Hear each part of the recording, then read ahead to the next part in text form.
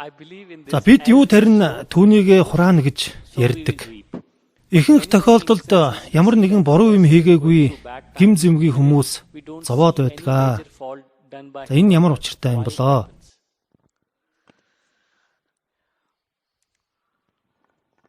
Үйлийн үр. Үйлийн үр бол маш нарийн учир шалтгаантай. Үйлийн үрийг далайтай зүйрлэж болно. Бид зөвхөн энэ насандаа төдийгүй өөрийн өмнөх олон амьдралын турш үйлийн үрийг хураасан байдаг. Маш олон зүйл үйлдэж, харин тэдгээр үйлдэл бүхэн өөрийн үр дагавартай байдаг. Яг ямар нөхцөл байдалд ямар үйлийн үр боловсрч байгааг хэлэхэд хэцүү. Тийм ч учраас үйлийн үрийг тайлбарлах хэцүү гэж ярьдаг.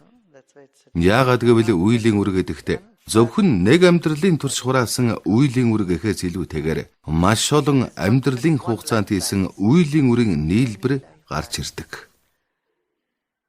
Бид маш олон үйл хураасан нь үнэн, харин тэдгээрээс аль үйлийн үр нь хэзээ боловсрохыг хэлж мэддэггүй.